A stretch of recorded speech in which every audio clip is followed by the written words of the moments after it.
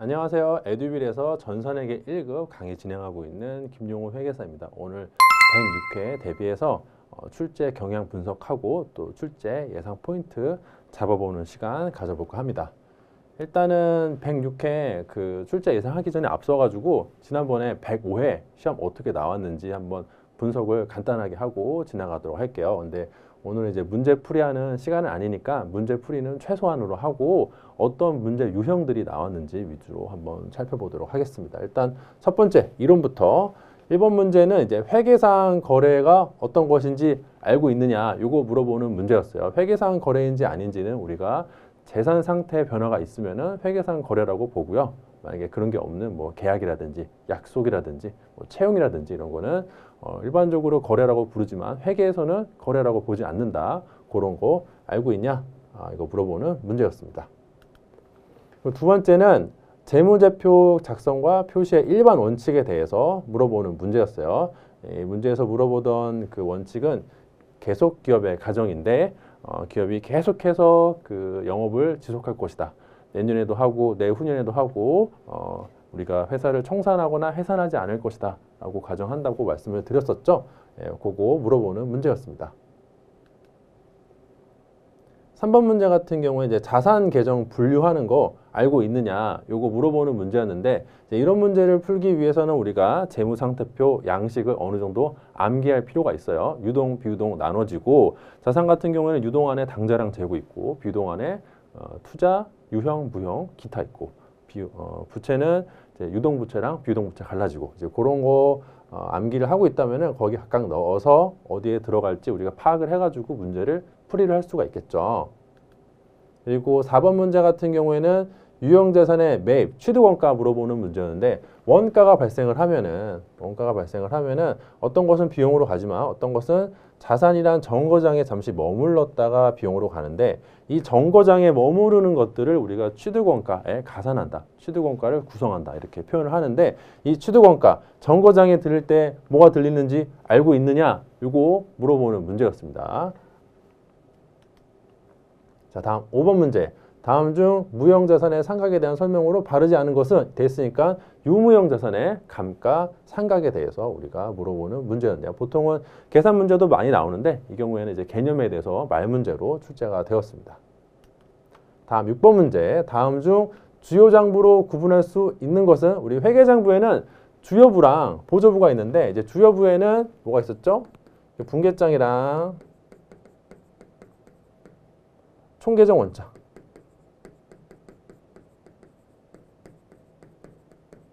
요게 두 가지가 있는데 요것만 가지고는 그 계정에 대해서 개별적인 세세한 내용을 알 수 없으니까 뭐 현금 같은 경우에는 현금 출납장 있고요. 유형자산 같은 경우에는 유형자산 대장 있고 혹은 뭐 감가상각 대장 이렇게 있고 그래서 그 외 나머지 것들은 보조부다. 요거 알고 있느냐 물어보는 문제였습니다. 다음 7번 문제. 10번 문제도 이제 자본 계정 분류인데 자본 계정은 자본금, 자본잉여금 그리고 자본 조정, 기타 포괄 손익 2개 그리고 이익 잉여금 이렇게 구분이 되는데 그거 알고 있니? 물어보는 문제였는데 이것도 역시나 재무상태표 양식을 기본적으로 암기를 하고 그 다음에 각각의 계정들이 그 양식에 어디에 속했는지 그 파악을 하고 있어야 풀이를 할 수 있는 유형이라서 재무상태표 양식은 반드시 그 순서와 함께 암기가 되어야 한다고 말씀을 드릴 수 있을 것 같아요. 다음 이제 8번 문제. 8번 문제는 재고자산 관련해가지고 기초 플러스 증가 마이너스 감소는 기말 여기 산식에 넣어서 풀이를 하는 문제였어요. 지금 문제에서 물어보는 거는 매출 총 이익인데 순 매출액을 줬으니까 우리가 매출 원가만 구하면 이 문제를 풀 수가 있는데 매출 원가는 재고자산의 감소죠. 이게 미지수 x고 나머지를 숫자를 주어진 조건에 맞게 넣어서 x를 구한 다음에 그러면 이제 매출 원가를 구하니까 순 매출액에서 매출 원가를 빼가지고 매출 총 이익을 계산하는 그런 유형의 문제였어요. 이런 식으로 기초 플러스 증가 마이너스 감소는 기말 여기다가 나머지 3개의 조건 줘놓고 하나 미지수를 구해라 이런 유형의 문제는 굉장히 많이 나오거든요. 그래서 그런 것들은 만약에 출제가 되면은 반드시 맞춰야 한다고 봅니다. 다만 이 문제는 그 매입액을 그냥 준 게 아니라 매입액을 요 증가를 구할 때 바로 준 게 아니라 여기 몇 가지 조건들을 매입 할인, 뭐 매입 환출 이런 것들 고려해서 이 증가분을 숫자를 집어넣도록 순 매입액을 먼저 구해야 돼가지고 한 번 꽈고요. 그 다음에 미지수 구한 다음에 미지수가 바로 정답인 게 아니라 매출액에서 차감을 하기 때문에 또 두 번 정도 꽈기 때문에 약간 난이도가 있는 유형이지만 본질은 요거 기초 플러스 증가 마이너스 감소는 기말 여기다 공식에다 넣어서 푸는 문제였다고 말씀을 드릴 수 있을 것 같습니다. 다음 이제 9번 문제. 9번 문제는 이제 기본 원가랑 가공 원가 구분하는 그런 유형의 문제였어요. 좀 전까지는 이제 8번까지는 재무회계였고 여기서부터 이제 원가가 등장하네요. 이것도 뭐 그렇게 어려운 문제는 아니었다고 봅니다. 기본 원가라고 하면은 우리가 직접 재료비랑 직접 노무비고 가공 원가라고 하면은 또 직접 노무비랑 이제 간접 원가라고 우리가 볼 수 있겠죠. 다음 10번 문제. 10번 문제는 고정원가랑 변동원가 물어보는 문제였는데 자, 조업도에 따라서 단위당 원가가 감소한다면 그것은 고정원가겠죠. 변동원가라면은 조업도에 따라서 일정할 테니까 그러니까 뭐 일정하면은 고정이고 이게 변동이 있으면 변동이고 그렇게 이해하시기보다는 이 그래프에 뭐가 들어오는지 여러분들이 파악을 하시고 문제를 풀이를 하셔야 됩니다. 그래서 고정원가, 변동원가 구분하는 문제였다. 요거 이제 계산 문제가 나오는데 종합원가 계산하는 거 평균법으로 계산하는 문제도 출제가 되었습니다. 이것도 역시나 종합원가 계산하는 거는 굉장히 자주 출제가 되니까 이거는 연습을 해가지고 여러분들이 어떤 유형의 문제가 나오더라도 항상 그 연습한 거에 맞춰서 문제를 풀이할 수 있도록 훈련이 되어야 한다고 봅니다.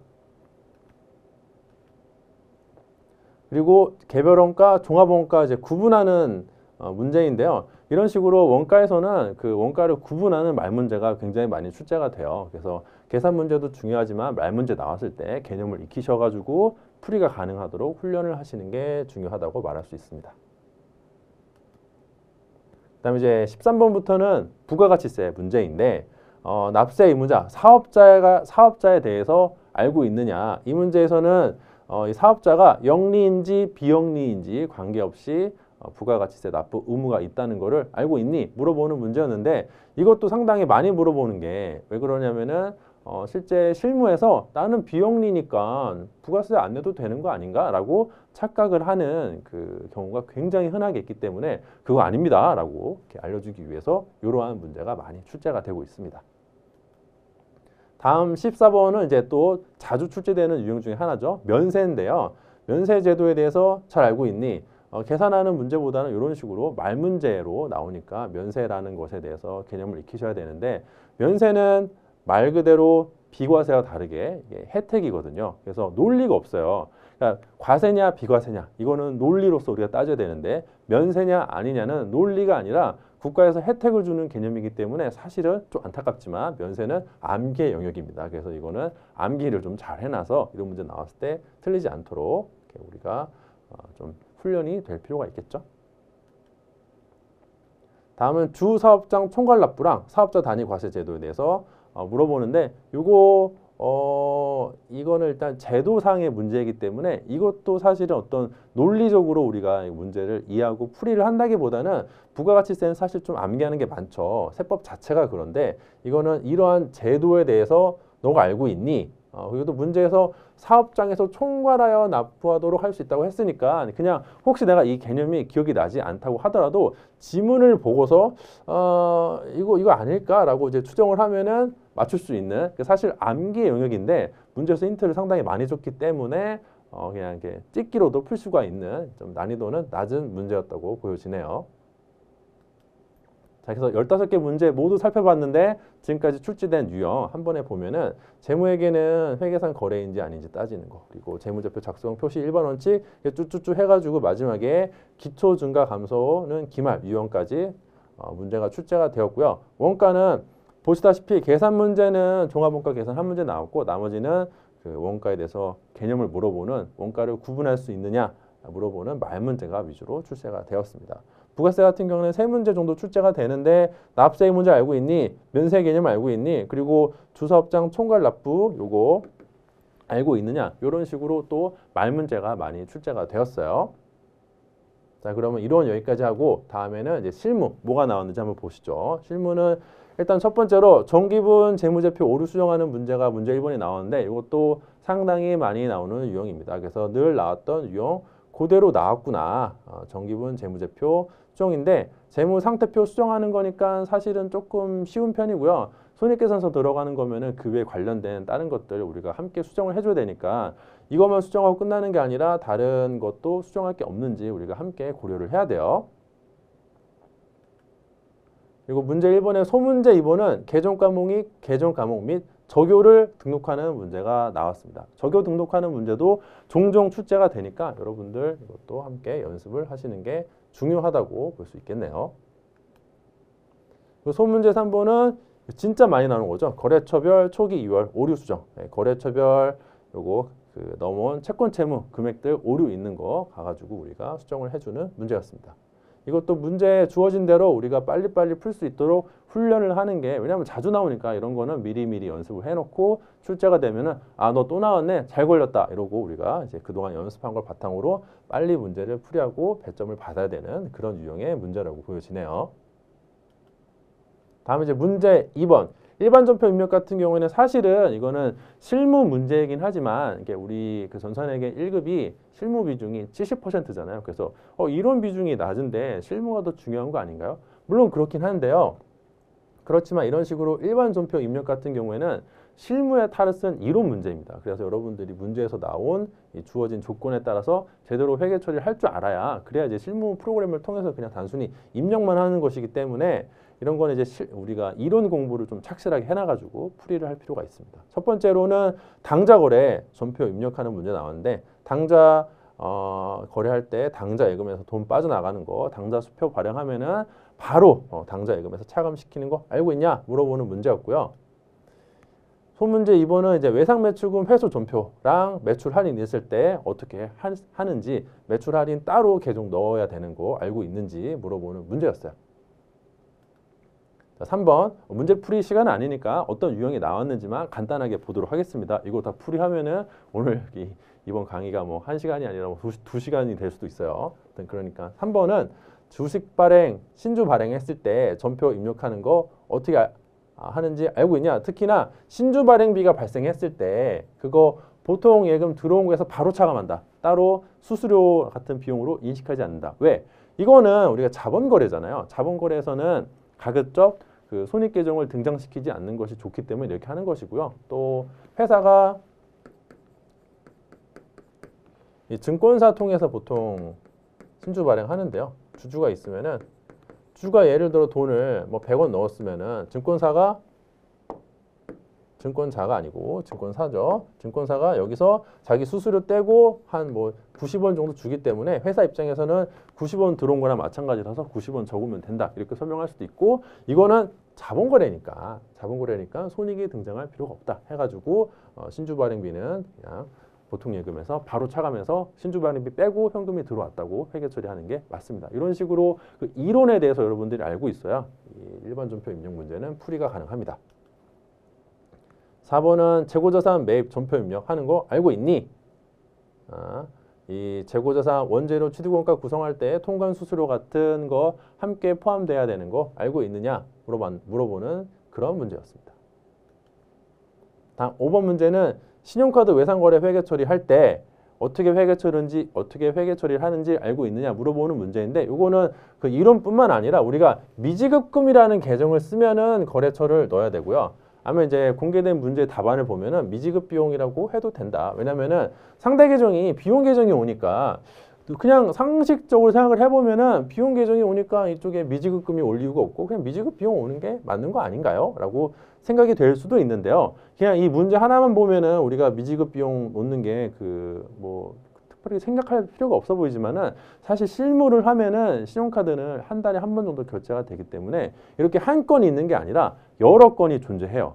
그러니까 신용카드 한 달 동안 사용한 내역을 보면은 거기 안에는 비용도 있을 것이고 비용이 아닌 것도 있을 것이고 여러 가지가 섞여 있거든요. 그러다 보니까 실무에서는 그거 한 달짜리 그거 전표 한 번에 쳐 넣는데 그때 어떤 거는 비용이고 어떤 거는 비용이 아니고 이렇게 둘을 구분하게 되면은 출금은 한 번 하게 되는데 이 미지급금이랑 미지급 비용 계정이 두 개가 생기니까 좀 번거롭거든요. 그래서 그럴 때는 그냥 미지급금이라고 계정을 통일해서 한 번에 여러 건을 그 옆에 비용이든 아니든 쫙 써놓고 그냥 미지급금이라고 한 번에 정리하는 케이스가 상당히 빈번합니다. 그래서 미지급금이라고 넣는 거는 그런 실무상 이유 때문에 그렇게 하는 것이니까 유념을 하시고요. 다만 미지급금이라고 하면은 채권 채무이기 때문에 거래처 등록을 하셔야 돼요. 그래서 저는 개인적으로 신용카드는 미지급금으로 처리를 하고 거래처를 넣는 것을 추천해 드리고요. 아, 나 그렇게 하다가 깜빡해서 실수할 것 같은데요 하면은 미지급 비용으로 하시는 것도 괜찮습니다. 공개된 답안에서 미지급 비용도 인정하고 있기 때문에 우리가 만약에 거래처 넣기 귀찮은데 싫은데 하면은 미지급 비용 하셔도 괜찮을 것 같아요. 하지만 저는 미지급금 넣는 거 추천해 드린다는 거 말씀을 드리면서 6번 문제. 이거는 기타의 대손상각비 요 계정 넣어야 되는 거 알고 있느냐 물어보는 문제였어요.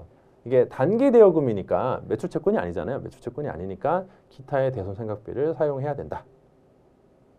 이거 당연히 요거 단기 대여금 하면은 요거 거래처 코드도 같이 넣어줘야 되는 것도 까먹지 말아야 되고, 채권 채무 이거 전표 입력할 때는 거래처 코드 넣는 거 누락하면은 감점 당하거나 아니면 아예 점수를 못 받을 수도 있으니까 이거 꼭 챙기시길 바랍니다. 자, 다음은 이제 문제 3번. 매출 매입 전표 입력. 자, 전산회계 1급의 꽃이라고 할 수 있죠. 근데 여기서도 이제 첫 번째 문제는 60일 현가인데 사실 이제 이런 것도 약간 이론을 잘 알아서 기본적으로 이론에 관련된 이론을 바탕으로 회계 처리 어떻게 하는지 먼저 이해를 하고요. 그 다음에 이제 부가가치세 처리를 어떻게 할 건지 거기 플러스로 우리가 추가해서 문제를 풀이를 할 줄 알아야 됩니다. 그러니까 기본적으로 이것도 일반 전표 입력처럼 이론에 대해서 여러분들이 공부가 돼야 돼요. 그래서 이론에 대해서 내가 알고 있어야 거기에 맞게 회계 처리를 하고 거기에 플러스로 부가세 처리 어떻게 할 건지 그리고 거기에 대해서 우리가 프로그램에 넣을 때 어떤 그 코드를 사용해야 될 것인지 어떤 유형인지 우리가 파악을 해서 코드를 넣어야 됩니다. 그래서 이거는 이론과 실무를 모두 다 할 줄 알아야 잘 풀이가 될 수 있는 문제인데 그 중에서도 특히 일단 이론을 알아야 문제풀이 시작 자체를 할 수가 있어요. 그래서 여러분들 이것도 마찬가지로 이론을 공부를 좀 착실하게 해놔서 문제가 나왔을 때 문제를 해석을 해가지고 내가 회계 처리를 할 수 있도록 훈련이 되어야 된다는 거 말씀을 드리도록 할게요. 일단 첫 번째는 현과 나왔고요. 두 번째 문제는 이렇게 세금계산서 주고 여기에 대해서 전표 입력을 해봐라. 이거는 10일 과세 문제였습니다. 다음 3번. 그 다음에 이거는 이제 수출 관련된 문제였는데 이거 영세를 물어보는 것도 상당히 많이 나오니까 이거 관련해서 여러분들도 관련 개념을 익혀 놓으시기를 권해드립니다. 그럼 다음에 또 소문제 4번은 이제 건별 나왔어요. 건별. 현금 영수증 발급하지 않아서 우리가 건별로 처리하죠. 그리고 5번 소문제가 많죠. 5번은 57 카과. 6번은 이제 불공제 54 불공. 이런 식으로 출제가 되었어요.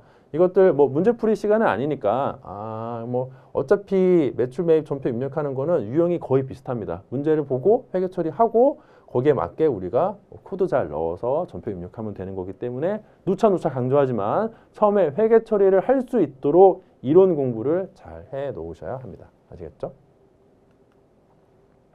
다음은 이제 문제 4번. 문제 4번 같은 경우에는 일반 전표 입력 수정하는 문제였는데 임대랑 임차 구분할 수 있니? 요거 상당히 사실은 임대랑 임차 구분하는 거는 회계 문제라기보다는 국어 문제인데요. 국어. 내가 빌려주면 임대, 내가 빌리면 임차. 집주인이 큰 사람이라서 대인이라고 이렇게 외우라고 했죠. 농담이긴 한데 꼭 세입자가 작은 사람은 아니죠. 집주인이 더 부자도 아니고 그런데 보통은 이제 집주인이 큰 사람이라고 생각해서 대인이니까 집주인이 임대인이다. 세입자가 임차인이다. 이렇게 외우시길 권해드립니다. 임대보증금, 임차보증금 거꾸로 적으면은 자산이랑 부채를 거꾸로 적은 거라 완전히 반대로 적은 거예요. 이렇게. 그리고 또 문제 4번 같은 경우에는 이게 오류 수정이기 때문에 기존에 어떤 식으로 회계 처리가 이루어졌다라고 문제에서 제시를 하는데 그걸 내가 잘 해석할 줄도 알아야 돼요. 그러니까 이게 일종의 국어 시험인데 문제를 잘 해석하는 게 상당히 중요합니다. 처음에 어떻게 오류가 있었는지 우리가 알아야 문제를 풀이가 가능하겠죠.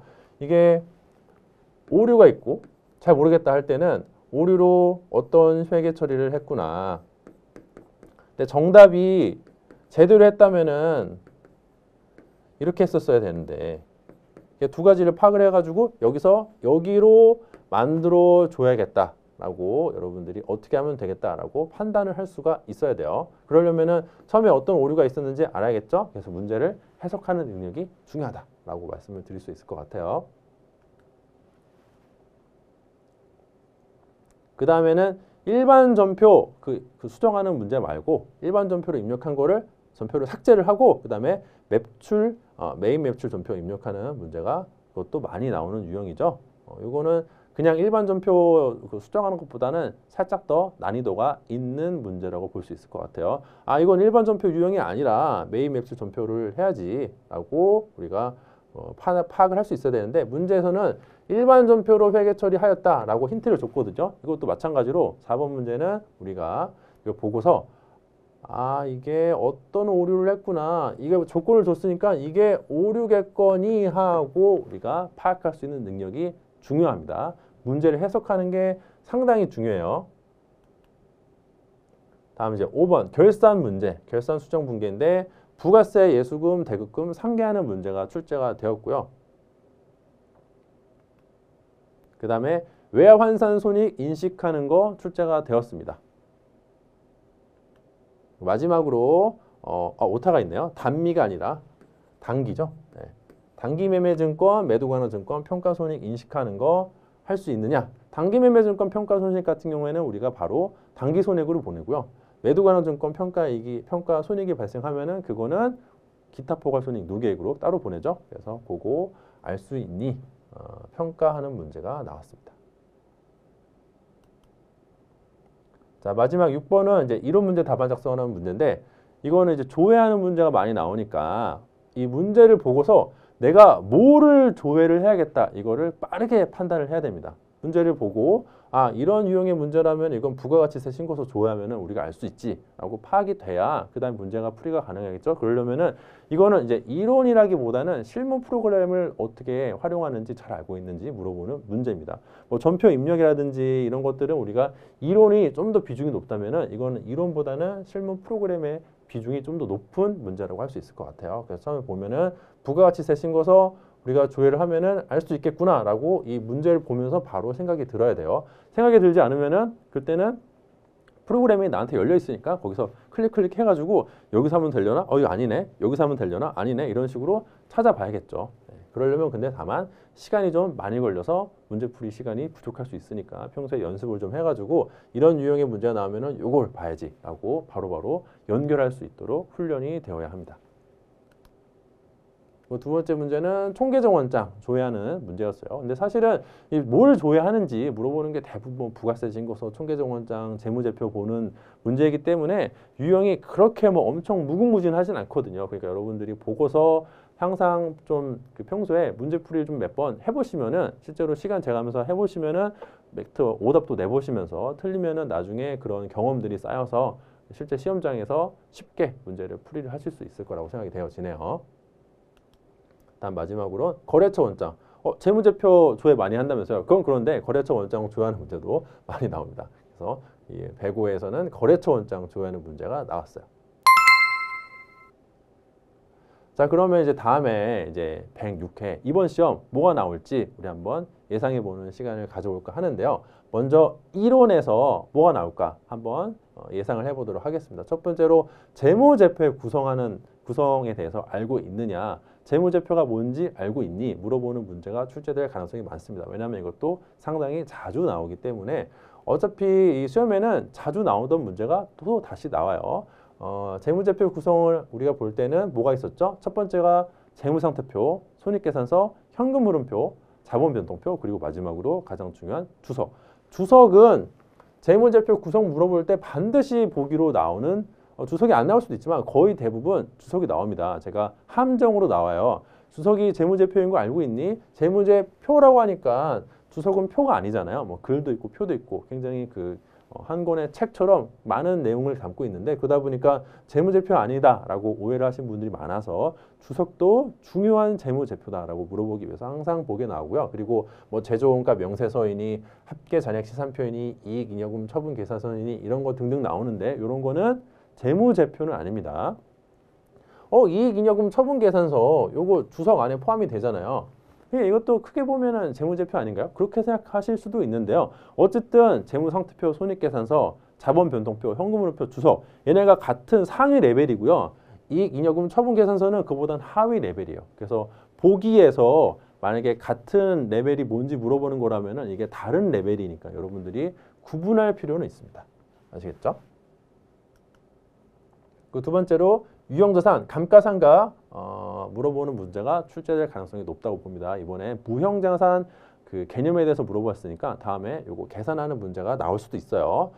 일단은 정액법, 정률법은 여러분들 반드시 어떻게 회계 처리하는지 어떻게 감가상각비 계산하는지 다 익히셔야 되고요. 그리고 또 생산량 비례법 정도까지는 숙달이 되시고 연수학계법이나 이중채납법은 이것보다는 살짝 중요도가 떨어진다고 할 수가 있습니다. 정액법은 취득원가에서 잔존가치 빼가지고 내용 연수로 나누어서 우리가 매년 균등한 액수를 감가상각을 진행을 하고요. 정률법은 상각률에 잔존가치가 포함이 되어 있기 때문에 잔존가치를 고려하지 않고 기존의 기초금액, 미상각 잔액에다가 그냥 상각률 곱해서 매년 같은 비율로 장부가액을 감소시킵니다. 생산량 비례법은 예정되는 내가 그 자산을 사용해서 예상되는 전체 생산량 분해서 올해 사용한 게 얼마냐. 뭐 자동차로 치면은 이 자동차가 뭐 15만 킬로 간다. 아니면 20만 킬로 간다. 라고 했을 때 올해 몇만 뛰었니 가지고 감가상각을 하니까 상당히 제일 어떻게 보면 논리적으로 볼 수 있지만은 요거 총 예전 생산량 이거 구하는 게 만만치 않기 때문에 이게 많은 판단이 들어가기 때문에 어떻게 보면 또 가장 비논리적일 수도 있는 그런 방법이라고 보면 될 것 같네요. 실무에서는 정액법, 정률법이 가장 많이 씁니다. 거의 제가 실무를 하면서 10년 넘게 회계사 생활을 하고 있는데 정액법, 정률법 아닌 케이스는 거의 못 봤어요. 한 번도 못 본 것 같기도 하고 아무튼 그렇습니다. 기억이 가물가물하네요. 맨날 정액법, 정률법만 봐서요. 그 큰 기업들은 대체로 다 정액법 쓰고요. 정률법은 물론 이제 그 대형 커다란 상장사나 이런 데서 정률법 쓰기도 하는데 대체로는 다 정액법인 것 같고 정률법은 소규모 사업자분들이 많이 쓰시는 것 같습니다. 이 기장을 맡기면은 기장업체에서 정률법으로 회계 처리하는 경우가 많아서 그냥 그렇게 하시는 경우가 많은 것 같아요. 그리고 자산부채, 계정분류 이번에 자본 나왔으니까 다음에 또 자본이 나올 것 같지는 않고 다음에는 자산이랑 부채, 계정분류하는 문제가 한두 문제 나올 수 있을 것 같습니다. 요거 재무상태표 양식, 유동자산, 비유동자산 갈라지고 유동자산 안에는 당좌랑 재고 있고 비유동 안에 투자, 유형, 무형, 기타 비유동 있고 부채는 유동, 비유동 갈라지고 자본은 또 이렇게 있고 요거 양식 외워서 뭐가 어디에 속하는지 알아야 이 문제를 틀리지 않고 풀이가 가능하다는 거 또 말씀을 드리고요. 그 다음에 매출원가, 판매와 매출원가, 판관비, 영업의 비용 구분하는 문제 또 출제될 수가 있습니다. 요거 자주 출제되니까 비용이 나왔을 때 이게 영업의 비용인지 영업비용인지 이걸 묶어가지고 우리가 한 번에 영업비용이라고 하죠. 그래서 보통은 판관비랑 영업의 비용 구분하는 게 많이 나오죠. 매출원가는 누가 봐도 영업비용이니까 판관비랑 영업의 비용 우리가 봤을 때 구분할 수가 있어야 됩니다. 그리고 역시나 기초 플러스 증가 마이너스 감소는 기말 유형으로 문제가 나올 수가 있어요. 이걸로는 재고자산 나와가지고 매출원가 물어볼 수도 있고요. 매출채권 넣어가지고 뭐 현금 회수액이라든지 이런 거 물어볼 수 있고 대손 충당금 넣어서 이제 기말에 설정할 금액 물어보거나 아니면 기말에 설정한 금액 알려주고 중간에 회수한 중간에 이제 대손 확정된 거 물어볼 수도 있어요. 그러니까 여기다가 나머지 3개 조건 주고 하나 미지수 넣어서 푸는 문제 많이 나오니까 이것도 훈련이 돼야 되고 이런 거는 이 문제는 워낙 많이 나오는 유형이니까 나오면 절대 틀리면 안 됩니다. 아시겠죠? 반드시 풀이가 되도록 연습을 하셔야 돼요.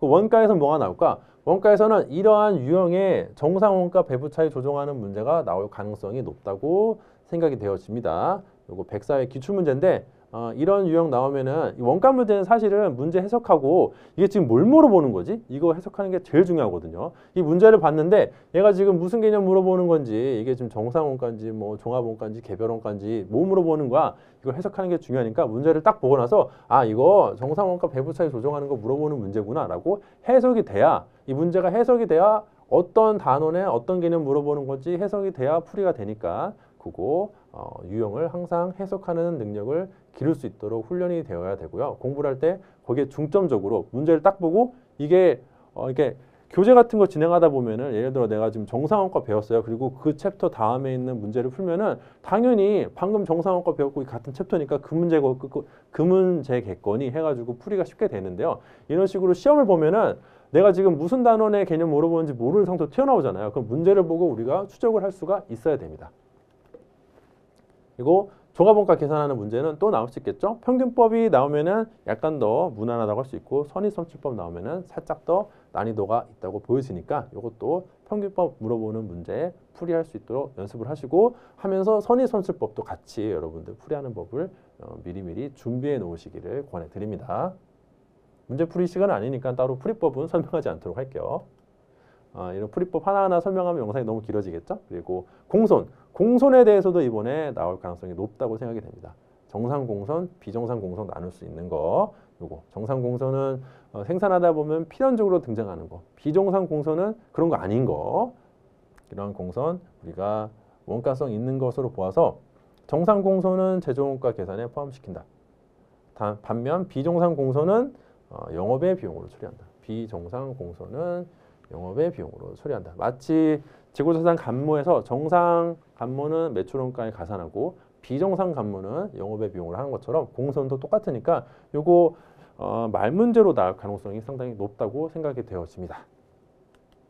다음 이제 부가세 재화의 공급 알고 있니? 재화의 실질 공급 그냥 뭐 매매 거래 같은 거, 서비스 제공 같은 거 이런 것도 있고 간주 공급도 있다. 간주 공급은 자가 공급, 개인적 공급, 사업상 증여, 폐업 시 잔존 재화 이렇게 네 가지 있으니까 요거 재화 공급이 이렇게 큰 덩어리로 실질 공급이랑 간주 공급 있고 간주 공급 안에 네 가지 또 분류로 갈라지고 요 안에 세세히 뭐가 있는지 여러분들 사실은 부가세는 약간 암기의 영역이 많아서 이런 것들 암기가 된 상태여야지 말문제 나왔을 때 틀리지 않을 수 있겠죠.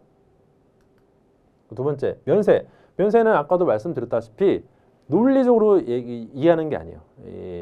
과세냐 비과세냐 이 부분은 논리로 우리가 이해를 하는데 면세냐 아니냐 이거는 그냥 국가에서 혜택을 주는 개념이기 때문에 우리가 그냥 암기를 해야 되는데 그냥 생으로 암기할 수는 없으니까 약간 느낌이 조금 제가 강의에서 말씀드린 것처럼 맛있으면은 과세고 맛없으면 면세예요. 초딩 입맛으로 예를 들어 김치는 초딩들은 별로 안 좋아하니까 그거는 면세고 볶음김치는 볶으면 맛있어지죠? 그러면 과세다. 뭐 그런 식으로 좀 이렇게 유머러스하게 외우시기를 바랄게요. 뭐 예를 들어 도서관이나 미술관 이런 거는 이제 그 초딩 입장에서 보면은 별로 재미가 없잖아요. 그러면은 면세고요. 놀이동산, 유원지 이런 거는 재밌으니까 과세. 뭐 그렇게 보면 됩니다. 아시겠죠? 이거는 그 최대한 여러분들 많이 접하시고 암기하시길 권해드릴게요. 그리고 매입세액 불공제도 사유별 불공제 대상 이렇게 뭐 세금계산서 받지 않은 거 합계표 불성실한 거 뭐 기타 불공제 사유해가지고 덩어리가 한 덩어리 있고 그리고 비영업용 승용차 이렇게 또 한 덩어리가 있으니까 불공제가 그냥 막연하게 이걸 또 외우시기보다는 이렇게 큰 덩어리가 두 개가 있구나. 그리고 내가 알고 있는 사유가 여기에 해당되는구나 여기에 해당되는구나 이렇게 체계적으로 암기하시기를 권해드리도록 할게요. 자, 다음은 이제 실무 문제에 뭐가 나올지 한번 예상을 해보도록 할게요. 일단은 문제 1번에서는 신규 거래처 등록하는 유형의 문제가 나올 수 있다고 예상이 되어집니다. 그래서 신용카드 같은 거, 신용카드 거래처 등록하는 거 나올 수 있으니까 거래처명 이거 잘 넣어서 여러분들을 혼동하지 않을 수 있도록 이거는 나오면은 반드시 우리가 득점을 할 수 있도록 평소에 연습을 하시길 권해드리고 요거는 말 그대로 이론이랑 전혀 상관없이 실무 프로그램을 물어보는 문제이기 때문에 사실은 실무 프로그램만 물어보는 문제들은 우리가 훈련만 제대로 하면 풀이를 할 수가 있어요. 그래서 그런 것들은 좀 배점을 우리가 받고 지나가야 돼요. 요 관련된 재무제표 수정하는 문제인데 자 이제 손익계산서 쪽 건드리게 되면은 상당히 많은 것들을 건드려야 돼요. 그래서 뭐 원가도 건드려야 되고 손익계산서도 건드려야 되고 재무상태표도 건드려야 되고 이익잉여금 처분계산서도 건드려야 되니까 사실은 요거 나오면은 굉장히 난이도가 높다고 할 수 있어요. 물론 이거를 문제에서 아예 힌트를 안 주면 진짜 어려워지는데 그나마 문제에서 야 이렇게 네 가지 가서 건드려 줘야 돼. 라고 힌트는 줬거든요. 힌트를 주면은 난이도가 조금 떨어지는 거고, 만약에 힌트를 안 줬다 그럼 진짜 어려워지는 거죠. 근데 아무튼 힌트는 줬으니까 각각 내가 어디 가서 뭐 건드려야 될까, 이거 파악을 해가지고 풀이를 해야 됩니다. 그래서 이렇게 손익계산서 건드리는 게 나오면은 조금 어려워질 수 있어요.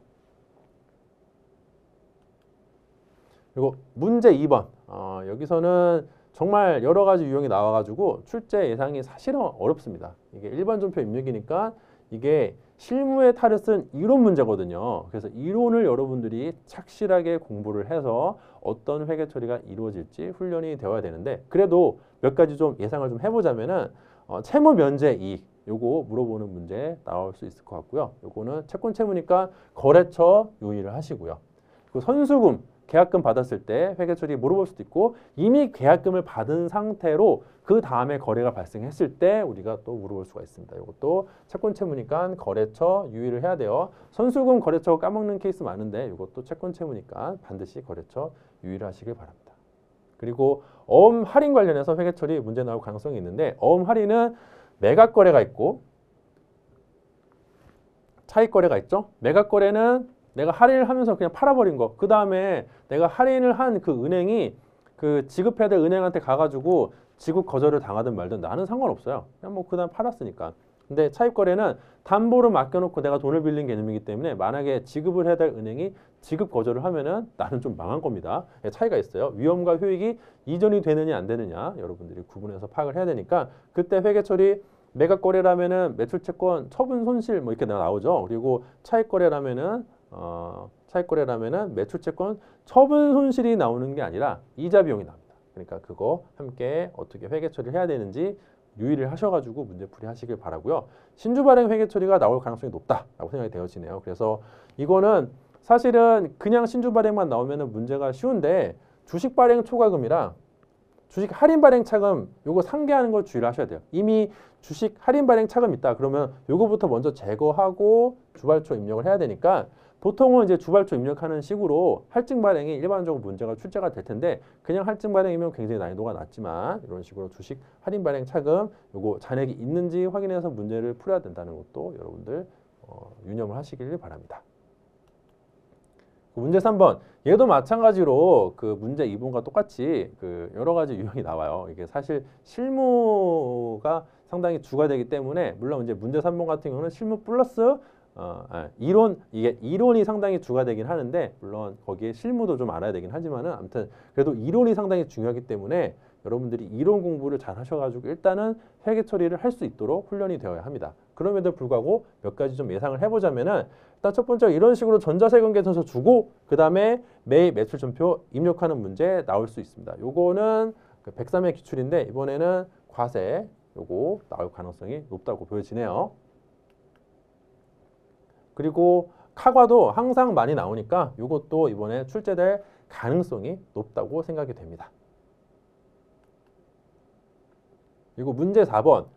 문제 4번은 말씀드렸다시피 문제를 잘 해석하는 게 중요하다고 했죠. 이게 어떻게 틀렸는지를 내가 알아야, 지금 회사가 어떠한 오류를 했는지 알아야 그걸 어떻게 고치면 되겠다라고 우리가 오해를 하지 않고 문제를 잘 풀 수가 있어요.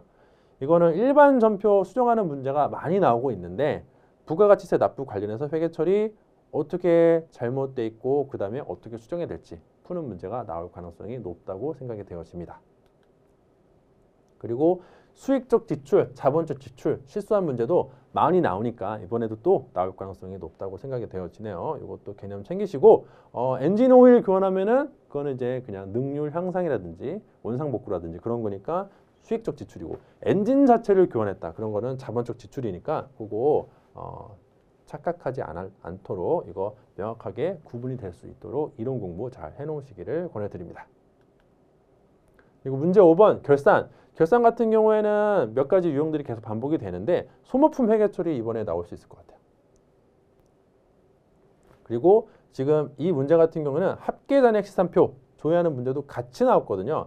합잔에 가서 그 현재 소모품 자산으로 잡혀있는 거 잔액을 확인하라 이런 문제였는데, 그냥 문제에서 알려주지 않고 합장 가서 한번 조회를 하고 그 다음에 소모품 회계 처리를 이루어져야 되기 때문에 지금 문제에서는 합잔을 조회하라고는 나오지 않았어요. 그러니까 뭘 조회해야 될지는 알려주지 않았거든요. 그럼 이거를 보고 나서 내가 어디를 가야 소모품 그 기말에 잔액을 알 수 있을까? 좀 고민을 해가지고 뭐 꼭 합잔이 아니어도 다른 메뉴에서 알 수 있다면은 찾아가면 되겠죠. 사실은 뭐 이런 거는 조회하는 거는 메뉴가 하나가 아니라 여러 개인 케이스가 있으니까 그럴 때 그냥 뭐를 내가 찾아서 잔액을 확인해가지고 소모품 회계 처리해주면 되겠다라고 접근을 빨리 할 수 있는 게 중요합니다. 일반적으로 이렇게 조회하는 문제가 안 나오긴 하는데 이런 식으로 조회를 하는 게 같이 나올 수는 있어요. 이거 방금 장표인데 반복이 됐네요. 이거는 104회 기출이었으니까 이번에 비슷한 유형 나올 가능성이 높다고 생각이 됩니다. 이거 좋은 문제여가지고 또 나올 수 있을 거라고 생각이 돼요. 다음은 이제 역시나 일반 전표 입력하는 문제인데 외화 환산 회계 처리는 자주 나오니까 이번에도 106회에도 출제될 가능성이 높다고 생각이 됩니다. 그리고 마지막으로 이제 조회하는 문제인데 조회하는 문제는 늘상 부가가치세 신고서, 총계정원장, 재무상태표 조회하는 게 많이 나와요. 그래서 이번에도 요거 세 가지가 가장 출제 가능성이 높다고 예상이 되어집니다. 자, 그러면은 장황하게 설명했으니까 좀 마지막에 간단하게 정리하고 끝내보도록 할까요? 일단 이론은 우리가 재무제표 구성에 대해서 알고 있느냐? 뭐였죠? 재무상태표, 손익계산서, 현금흐름표, 자본변동표, 그리고 주석. 나머지는 아니다. 비록 주석 안에 포함이 돼 이익잉여금 처분계산서를 물어보더라도 일단은 걔는 재무제표 아니라고 하는 게 좋다고 말씀을 드렸고요.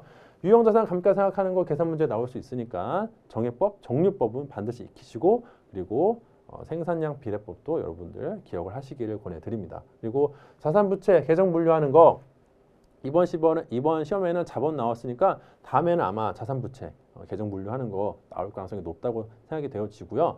요거는 재무상태표 양식을 여러분들이 암기를 하셔야 틀리지 않고 쉽게 풀이가 가능합니다. 그리고 판매비와 관리비, 영업의 비용 구분하는 거 여기까지 묶어서 영업비용이니까 영업비용인지 영업의 비용인지 구분하는 문제 나올 가능성이 높다고 생각이 되어지고 마지막으로 기초 플러스 증가 마이너스 감소는 기말 여기다 넣어서 문제 푸는 것들 또 나올 수 있으니까 이거는 꼭 나올 것 같아요. 그러니까 이거 문제 풀이하는 거 방식 여러분들 꼭 훈련하시길 바랍니다. 그리고 원가 같은 경우에는 정상원가 배분 차익 조정 문제 나올 거라고 예상이 되고요. 그 다음에 두 번째로 종합원가 계산하는데 평균법이 많이 출제되고 이게 좀 쉽기도 하지만은 그렇지만 선입선출법 나올 수도 있어요. 그러니까 같이 연습을 해야 됩니다. 그리고 마지막으로 공손에 대해서 물어볼 확률이 있다.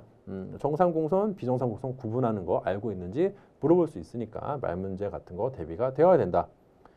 그리고 부가세 같은 경우에는 재화의 공급에 대해서 알고 있느냐. 그리고 두 번째로 면세. 면세는 암기 영역이니까 여러분들 면세 대상 뭔지 암기를 잘 해놓으셔야 되고요. 매입세액 불공제도 그냥 외울 게 아니라 그 덩어리로 매입세액 불공제가 뭐 그냥 윗덩어리인지 아래에 있는 비용업용 자동차인지 그것도 함께 고려해서 외우실 때 좀 체계적으로 암기하시기를 권해드릴게요. 이렇게 세 가지가 출제될 가능성이 높다고 생각이 되어지네요. 그리고 실무는 일단 1번 문제에서는 신규거래처 등록하고 관련된 재무제표 수정하는 문제 나올 수 있다고 봅니다. 상당히 자주 출제되니까 또 출제가 되겠죠. 재무상태표만 건드리는 거면 상대적으로 좀 쉬운데 손익계산서 쪽으로 가면은 관련돼서 막 이것저것 많이 건드려야 되니까 그거 뭐 건드려야 되는지 문제에서 힌트를 준다면은 요것도 내가 수정해야 되지 기억을 해가지고 문제 풀이하시길 바라고요. 힌트를 안 주면은 좀 어려워요. 어려우니까 그런 거는 평소에 그런 문제들 풀이하면서 이거 건드릴 때는 얘 건드리는구나. 그거를 여러분들이 좀 암기가 되어야 합니다. 두 번째로 일반 전표 입력에서는 말씀드렸다시피 사실은 이거는 실무에 탈을 쓴 이론 문제라서 뭐가 나올지 모르겠지만 그래도 굳이 예상을 좀 해보자면은 채무 면제 이익 물어보는 거 문제 나올 수 있다. 선수금 회계 처리, 선수금을 지금 계약금을 주고받을 때 회계 처리 혹은 이미 계약금을 주고받은 뒤에 그 다음에 본 거래 이루어질 때 그 선수금 제거하는 회계 처리 물어볼 수 있고요. 할인 관련해서 매각 거래인지 차입 거래인지 물어보는 문제. 요거 우리가 매각 거래라면은 매출채권 처분 손실, 차입 거래라면은 이자 비용 이런 식으로 출제가 되니까 그것도 참고를 하시고요. 신주 발행 회계 처리인데 그냥 신주 발행만 하면 사실 문제가 쉬운데 만약에 주식 할인 발행 차감이 이미 있었다면은 요거 상계하고 그 다음에 주발초 인식해야 된다는 것도 기억을 하시길 바랍니다. 그리고 메인 매출 전표 입력하는 경우는 이제 이것도 이론이 상당히 중요한데요. 굳이 그래도 예상을 좀 해보자면은 50일 과세랑 17 카과 이번에 나올 가능성이 높으니까 여러분들 요거 함께 유형 익히시고, 근데 사실은 3번 문제는 뭐가 나온다기보다는 그냥 문제 보고서 그때그때 반응하시는 게 가장 좋긴 합니다. 그래서 특별히 뭐 이것만 볼 게 아니라 다른 것도 여러분들 회계 처리 어떻게 하는지 먼저 파악이 돼야 되고, 그 다음에 부가세 처리 어떻게 할 건지도 같이 파악을 하셔야 돼요. 네, 4번에 이제 일반 전표 수정하는 문제 주로 많이 나오니까 이번에 또 나올 가능성은 매우 높고요. 부가가치세 납부 관련해서 회계 처리 물어볼 확률이 매우 높다. 이거는 4번은 문제 해석이 중요하다는 거 누차 강조하도록 하고, 두 번째로 매입 매출 전표 수정하는 문제도 나올 수 있어요. 그리고 수익적 지출, 자본적 지출 구분하는 문제, 이것도 문제 해석이 중요하다. 회사가 어떤 실수를 했고 내가 이거를 어떻게 고쳐줘야겠다. 오해하지 않고 풀이가 가능해야 됩니다. 그리고 마지막으로 마지막이 아니죠. 5번 결산 수정 분기하는데 일반 전표 입력하고 소모품 회계 처리 이번에 또 나올 수 있다. 그리고 외화 환산 회계 처리 나올 가능성이 높다고 예상이 됩니다. 마지막으로 6번은 조회하는 문제인데, 조회하는 거는 늘상 패턴이 반복되니까 이번에도 부가가치세 신고서 이건 꼭 나올 것 같고요. 총계정원장, 재무상태표 조회하는 거 이번에 나올 확률이 높다고 보여집니다. 아시겠죠? 그래서 이런 유형들 나올 것 같으니까 내가 알던 유형이 시험에 나오면은 반드시 배점을 받아야겠죠. 그래서 이 실무 쪽은 훈련이 중요하고요. 일반 전표나 이쪽 2번, 3번 문제 풀이하기 위해서는 실무가 70%이긴 하지만 이론 공부도 여러분들이 열심히 해놓으시길 권해드리도록 하겠습니다. 그러면은 출제 예상 간단 정리 이렇게 마치도록 하고요. 여러분들 이번 106회 시험 도전하시는 분들 모두 다 꼭 합격하시기를 진심으로 기원하도록 하겠습니다. 감사합니다. 에듀윌 합격 패스.